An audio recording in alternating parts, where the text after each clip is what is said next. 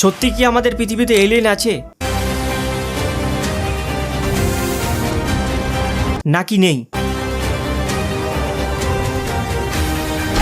এটা এমন একটা প্রশ্ন যেটা অনেক মানুষকেই জিজ্ঞাসা করা হয়েছে। Elon Musk, where are the aliens? And I think if anyone would know about aliens on Earth, it would probably be me.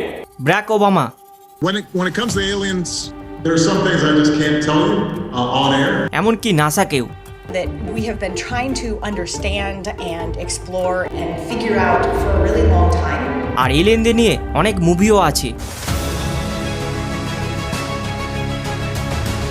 এবং অনেক থিওরিও আছে, যেমন এরিয়া 51। আর ঠিক 7 মাস আগে এটা নিয়ে একটা বড় খবর সামনে আসে, যখন একজন ইউএস এর ইন্টেলিজেন্ট অফিসার বলে আমেরিকান সরকার নাকি নন হিউম্যান বায়োলজিক্যাল কিছু বস্তু উদ্ধার করেছে, যেগুলো একটি প্লেন দুর্ঘটনার জায়গা থেকে পাওয়া গিয়েছে। We believe we have crashed craft. Non-human, and that was the assessment of people. আর ঠিক 4 বছর আগে আমেরিকার একজন বাসিন্দা তার বাড়ির সিসিটিভি ক্যামেরাতে এলিয়েনদের যাতায়াতের ভিডিও রেকর্ড করেছে বলে দাবি করেছে। থাক, আমেরিকা যেতে হবে না, 3 মাস আগের ঘটনা, ভারতের মণিপুরের ইম্ফলের এয়ারপোর্টের আকাশে এলিয়েনদের প্লেন দেখা যায় বলে দাবি করেছেন। Unidentified flying object was spotted over Imphal airport. আর ঠিক 1 বছর আগে বাংলাদেশের সাতক্ষীরার আকাশেও এক অজানা রহস্যময় আলো দেখা যায়। তাহলে কি সত্যি মহাকাশে এলিয়েন আছে? আর যদি সত্যি থাকে তাহলে কেন তারা আমাদের সামনে আসছে না, সেটাই জানার চেষ্টা করব আজকের এই ভিডিওতে।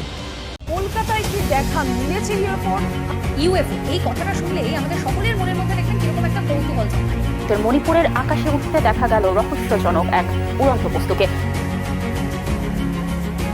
বর্তমান মানুষের যেমন এলিয়েনদের নিয়ে জানার খুবই আগ্রহ, ঠিক তেমনই অতীতের মানুষেরও তার থেকে বেশি আগ্রহ ছিল। 10-এর দশকে জাপানে একটি অদ্ভুত কাহিনী লেখা হয়েছিল, যার নাম দ্য ব্যাম্বো কাটার ডটার, যেখানে একটি লোক একদিন জঙ্গলে বাঁশ কাটতে যায় এবং সেখানে গিয়ে দেখে এক অদ্ভুত আলোর রশ্মি চকচক করছে এবং তিনি তার কাছে গিয়ে দেখেন সেখানে একটি ছোট্ট ফুটফুটে মেয়ে শুয়ে আছে এবং সেখান থেকে সেই লোকটি ওই মেয়েটিকে কুড়িয়ে নিয়ে বাড়ি আসে। কিন্তু যখন মেয়েটি বড় হয় তখন সে বলতে থাকে যে সে নাকি চাঁদ থেকে এখানে এসেছে আর তার বাড়িও নাকি চাঁদে।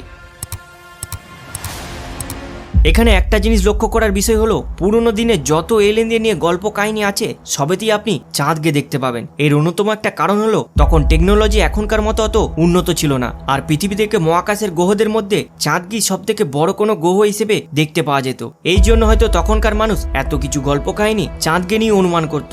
যদি আরেকটু আগে আসা যায়, 1950 সালে ফার্মি নামে একজন বিজ্ঞানী তার বন্ধুদের সাথে খাবার খাওয়ার জন্য নিউ মেক্সিকো ন্যাশনাল ল্যাবরেটরিতে গিয়েছিলেন এবং তার সাথে তার আরো অনেক বিজ্ঞানী বন্ধু ছিল এবং তারা নিজেদের মধ্যে কথা বলতে বলতে দ্য নিউ ইয়র্ক ম্যাগাজিনের সম্বন্ধে কথা বলছিলেন। আসলে যেটা ছিল তখনকার দিনে খুবই আলোড়ন ফেলে দেওয়া একটি ঘটনা, যেটা হলো মেক্সিকো থেকে নাকি সমস্ত আবর্জনা স্তূপ উধাও হয়ে যাচ্ছে আর এইগুলো সব এলিয়েনরা তাদের সাথে নিয়ে যাচ্ছে। আর সেখানকার অনেক মানুষই দাবি করতে থাকে তারা নাকি এই অদ্ভুত বস্তু আকাশে উড়ে যেতে দেখেছে। আর যখন এই সমস্ত আলোচনা তার বন্ধুদের মধ্যে হচ্ছিল তখন ফার্মি তার বন্ধুদের বলে যে এলিয়েন যদি থাকে তাহলে তারা কেন আমাদের সামনে আসছে না এবং তারা কোথায়, হোয়ার ইজ এভরিবডি? আর এই হোয়ার ইজ এভরিবডি প্রশ্নটাই হয়ে ওঠে দ্য ফার্মি প্যারাডক্স। কিন্তু এই ফার্মি প্যারাডক্স কি? আমাদের ইউনিভার্স আনুমানিক 93 বিলিয়ন লাইট ইয়ার্সের সমান বড়, আর এই ইউনিভার্সে কেউ যদি লাইট অফ স্পিডেও যেতে থাকে তাহলে তার 93 বিলিয়ন লাইট ইয়ার্স বছর সময় লাগবে আমাদের ইউনিভার্সের এক প্রান্ত থেকে অন্য প্রান্ত যেতে। বিজ্ঞানীদের মতে আমাদের ইউনিভার্সে এত গ্যালাক্সি, এত স্টার আর এত প্ল্যানেট আছে, তাহলে কি কোনো স্টার বা কোনো প্ল্যানেটে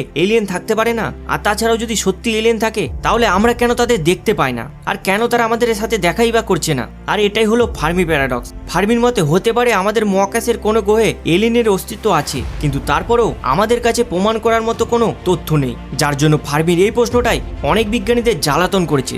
দুনিয়াতে হাজারের বেশি স্যাটেলাইট মহাকাশের থেকে সিগন্যালের আশা পেয়েও না কোনো মেসেজ এসেছে না কোনো মিসড কল এসেছে। এই জন্য ফার্মি মনে করতেন কোনো এলিয়েন নেই, এই পুরো মহাকাশ জুড়ে আমরা পুরোপুরি একলা। অন্যদিকে দুনিয়ার কোনো সমস্যাই তার সমাধান ছাড়া তৈরি হয় না। 1950 সালে ফার্মি যেই সমস্যাটা তৈরি করলেন আর ঠিক সেটারই সমাধান খোঁজার জন্য বিজ্ঞানীরা কাজে লেগে পড়লেন।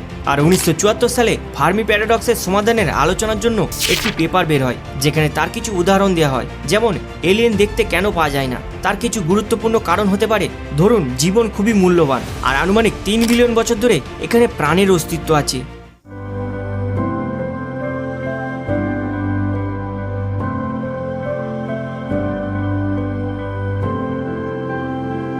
মানুষের এখানে আসার কেবলমাত্র 3 লক্ষ বছরই হয়েছে, আর মাত্র 100 বছরে আমরা মোবাইল, এরোপ্লেন, স্পেসশিপের মতো মূল্যবান জিনিস আবিষ্কার করেছি। অন্যদিকে ডলফিন অনেকটাই স্মার্ট, যে কিনা আমাদের থেকে 50 মিলিয়ন বছর ধরে পৃথিবীতে বসবাস করছে, আর তাদের মস্তিষ্ক আমাদের থেকে অনেকটাই বড়। তারাও আমাদের মতো খাবার খায়, একে অপরের সাথে কথা বলে, কিন্তু কোনো ডলফিন কখনো কোনো কম্পিউটার আবিষ্কার করেনি। এখানে বোঝার বিষয় হলো জীবন তো অনেকটাই মূল্যবান, আর তার সাথে ইন্টেলিজেন্ট লাইফ মানে টেকনোলজির সাথে ভরপুর জীবন তার থেকেও বেশি মূল্যবান, যেটা মানুষের মতো আর কোনো দ্বিতীয় বিকল্প প্রাণী নেই। মানে পৃথিবীতে বিভিন্ন জীবজন্তু প্রাণী থাকলেও আমাদের সাথে কথাবার্তা বা সম্পর্ক তৈরি করার মতো কোনো জীবন নেই বললেই চলে। মানে এলিয়েন থাকতে পারে, কিন্তু সিনেমা বা গল্পতে যেমন এলিয়েনদের দেখায় সেরকম নাও হতে পারে। আবার এটাও হতে পারে তারা অনেকটাই স্মার্ট এবং তাদের কোনো ইন্টারেস্টই নেই স্পেস এক্সপ্লোর করার, অথবা আজ আমরা যা কিছু আবিষ্কার করছি তা তারা আজ থেকে কয়েক যুগ আগে ব্যবহার করাই ছেড়ে দিয়েছে, এটাও হতে পারে। কিন্তু অবশেষে একটাই উত্তর, এলিয়েন থাকতেও পারে আবার নাও পারে। আর এলিয়েন যে আছে তার কোনো বৈজ্ঞানিক সঠিক ব্যাখ্যা এখন পর্যন্ত পাওয়া যায়নি। আর যদি সত্যি এলিয়েন থাকে, হতে পারে ভবিষ্যতে আমরা তাদের সাথে বা তারা আমাদের সাথে যোগাযোগ করতে সক্ষম হবে।